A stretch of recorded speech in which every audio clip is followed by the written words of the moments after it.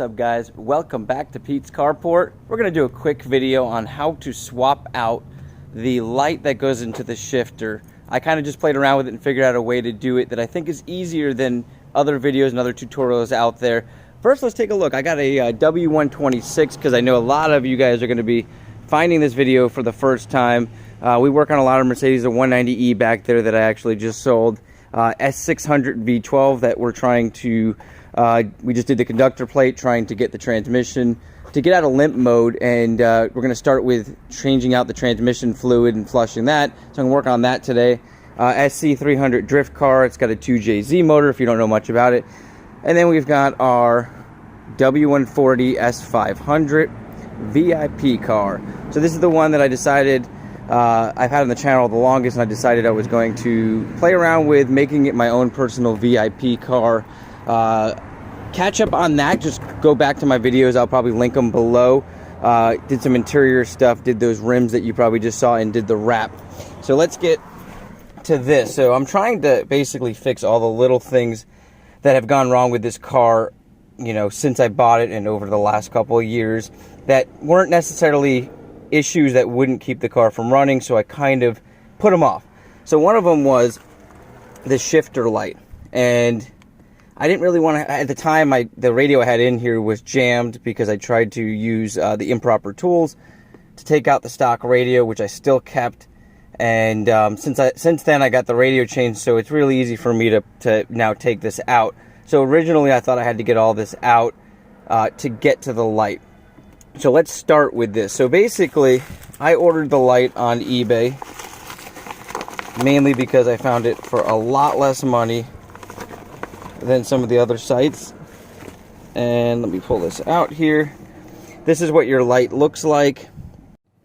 So this is the exact bulb I ordered, and it did come from China, but saved myself a bunch of money. This is an actual Philips bulb. It does say Philips on it. Of course, it could be a knockoff, but it's a Philips 12 volt. Let me try to keep this straight here for you. It's a halogen 12598, I think is the part number. I will leave that in the description, and I'll try to leave a link so you guys can get that, because I think I paid $6 for two of them, and this is what they look like, and they do say Philips down here, so I believe it might be a Philips. Now, let me show you how I access this. Highly suggest you have a plastic trim tool. Ironically, I left mine at home because I did this one back at my house, and I'm at my shop now, and I can't find my other plastic trim tool. But I can actually pull this up with my hand, and you may be able to do the same. You don't want to use anything sharp while pulling this up because you will damage it. You can see here, people always seem to do this. This was not done by me, but this is done by somebody trying to either access the radio or something like this. Now, I'm going to set that off to the side. And like I said, you don't necessarily need to access this, and I'm going to show you why. So the next part is going to be to pull this up. What you want to do is get your trim tool down in here. Now, I'm going to go ahead and cheat a little bit and use this screwdriver, but be very cautious just to get underneath the wood and not damage the leather. Once it comes up, you should be able to slide it right over the shifter. Like most of you, a lot of these plastic things got brittle over the years, and you can see that button kind of fell down in. I've tried repairing a lot of this with super glue. It does work. You got to clamp it and make sure you do it properly. I actually repaired this up here recently, and this is holding up really, really well. So now you set that off to the side, and from here, what you would normally do is then you would remove this.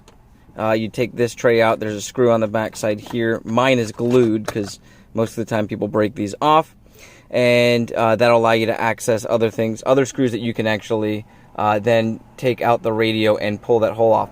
I found that since I have a little bit smaller fingers, this is where your light is. So there's a little clip on top that you can actually use your finger to get out, or use your screwdriver and pry it down in there and just pop that top.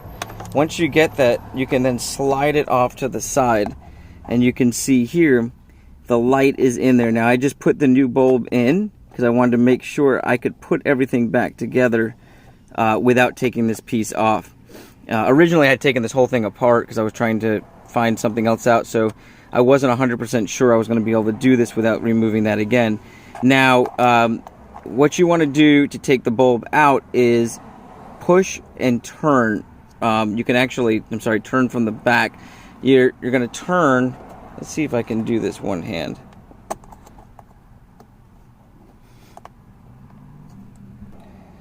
Okay, I just double checked. So you're going to turn counterclockwise. I can actually probably, I'm not going to try to get it with one hand, but you get the point. I just got it. So you're going to turn counterclockwise and pull your old bulb out. And then if you look at the bulb, you see there's two little prongs on it. If you look inside there, you're going to see where you can slide this in and turn it clockwise, and that's going to allow it to touch the metal and have access to the power. After you get the bulb back in there, which I'm going to do right now, you then want to test it before putting everything back together. So let me get the bulb back in there. Okay, so I got the bulb back in there. A little word of advice, you could probably use some needle nose pliers if you've got... I have pretty skinny fingers, so I was able to squeeze them in there and turn them. So if you got fatter fingers, go ahead and use some needle nose pliers. It'll make it a lot easier. Now, once that's in there, you want to get your key in the ignition, turn it to basically accessory where your radio comes on, and then turn your lights on, and that bulb should turn on as you see. Now you know you're good, so let's go ahead and turn that off. And this is a little tricky, so this is where you have to have a little skinnier hand. You're going to get this down in there and turn it.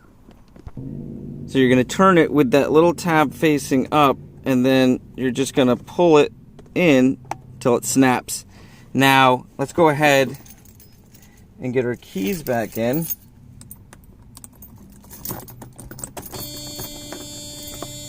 And turn our light on.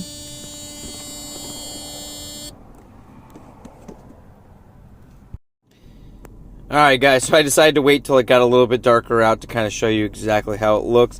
You can see here it fills up the entire thing. So prior to this was all black. So shifting into gears when it's really dark out, no lights, you know, like if you're in a parking lot, made it very difficult. So lifesaver here, very easy fix. I hope this helped you guys out. And anybody that has any questions, please comment below. I'm always willing to jump in and help you.